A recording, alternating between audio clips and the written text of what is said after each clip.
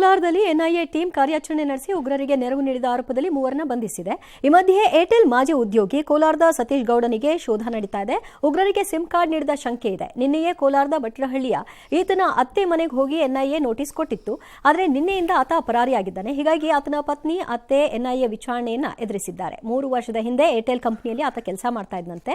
2023ರಲ್ಲಿ sim card ವಿಚಾರವಾಗಿ ಆತನನ್ನ ಕರೆದಿದ್ರು. ಇತ್ತ ಮನೋವೈದ್ಯ ನಾಗರಾಜ್ ಅವರ ತಾಯಿ ಎಲ್ಲ ಚಿಂತಾಮಣಿಯಲ್ಲಿದ್ದಾರೆ. ಅವ್ರು ಬಂದು ಮನೆ ತನಿಖೆ ಮಾಡಿದ್ರು. ಸತೀಶ್ ಅವ್ರು ಎಲ್ಲಿ ಅಂತ ಕೇಳಿದ್ರು. ಅವ್ರು ಇರಲಿಲ್ಲ, ಎಲ್ಲೋ ಹೊಟ್ಟೋಗಿದ್ರು. ಮತ್ತು ಫೋನ್ ಕೊಡಿ ಅಂದರೆ ಅವ್ರ ಫೋನ್ ನನ್ನ ಹತ್ರ ಇಲ್ಲ, ಸ್ವಿಚ್ ಆಫ್ ಆಗಿತ್ತು ಅವ್ರ ಫೋನು.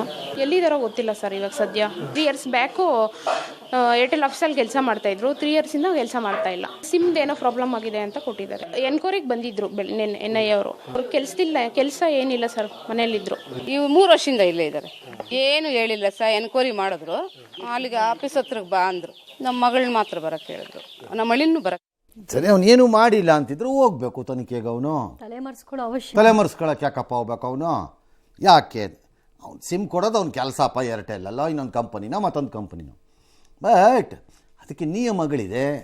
ಆ ನಿಯಮಗಳನ್ನು ಪಾಲನೆ ಮಾಡಿಕೊಡ್ಬೇಕು. ನಂಬರ್ 1. ನಂಬರ್ 2, ಒಬ್ಬರೇ 10 ಸಿಮ್ಮು 26 ಸಿಮ್ಮು ಆಫೀಸ್ ಅಲ್ಲದೆ. ಈಗ ನಮ್ಮಂಥ ಆಫೀಸ್ಗಳಲ್ಲಿ 300 ಸಿಮ್ಮು 400 ಸಿಮ್ಮು ತೊಗೋತೀವಿ.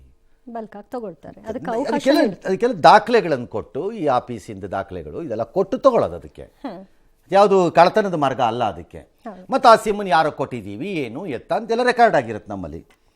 ಇಂಡಿವಿಜುವಲ್ಸು 100 ಸಿಮ್ಮು 20 ಸಿಮ್ಮು ಎಲ್ಲ ತಗೊಳ್ಳೋದಾದರೆ ಕೊಡೋನು ಯೋಚನೆ ಮಾಡಬೇಕು ತಾನೇ. ಯಾಕೆ ತಗೋತಿದ್ದಾನೆ ಇವನು, ಇವನ ಕತೆ ಏನು, ಇವನ ಬ್ಯಾಕ್ಗ್ರೌಂಡ್ ಏನು ಕೇಳಬೇಕಲ್ಲ. ಅವನು ಏನು ಮಾಡಿಲ್ಲ ಅನ್ನೋದಿದ್ರು ಹೋಗಿ ಫೇಸ್ ಮಾಡ್ಬೇಕು. ಅದನ್ನು ತಲೆಮರೆಸ್ಕೊಂಡು ಯಾಕೆ ಓಡಾಡಬೇಕು ಅವನು? ಎಗೈನ್ ದುರಾಸೆ ದುರಾಸೆ ದುರಾಸೆ ದುರಾಸೆ. ದುಡ್ಡು ಒಂದಿದ್ರೆ ಏನು ಬೇಕಾದ್ರೆ ದುಡ್ಡು ಮಾಡಿಬಿಡ್ಬೇಕು ಅರ್ಜೆಂಟಾಗಿ. ಮಾಡಿ, ಯಾರು ಬೇಡ ಅಂದಿರೋರು. ಅವನು ಯಾವನೋ ಮಾಡಿಬಿಟ್ಟ, ನಾ ಮಾಡಿಬಿಡ್ಬೇಕು. ಕಾಂಪಿಟೇಷನ್ ಅಷ್ಟೇ. ನಮ್ಮ ಪ್ರೊಫೆಷನಲ್ಲೂ ಏನು, ನಮ್ಮ ಪ್ರೊಫೆಷನ್ ಏನು ಭಾಳ ಹೊರಗಡೆಗೆ ಹೋಗಿದೆ ಅನ್ಕೋಬೇಡಿ. ಇಂಥ ವಿಚಾರದಲ್ಲಿ ದುಡ್ಡು ದುಡ್ಡು ದುಡ್ಡು ದೊಡ್ಡ ಮಾಡಿಬಿಡ್ಬೇಕು ಫಸ್ಟ್. ಆಯ್ತಪ್ಪ, ದುಡ್ಡು ಮಾಡೋಕ್ಕೆ ಎಲ್ಲರೂ ಬಂದಿರ್ತಾರೆ. ಆ ಮೂಲಕ ತಮ್ಮ ಜೀವನ ಚೆನ್ನಾಗಿ ಇಟ್ಕೋಬೇಕು ಅಂತಲೇ ಆಸೆಯಲ್ಲಿರ್ತಾರೆ. ಅದ್ರಲ್ಲಿ ತಪ್ಪು ಅಂತ ಯಾರೂ ಹೇಳ್ತಿಲ್ಲ. ಮಾರ್ಗಗಳೇನು?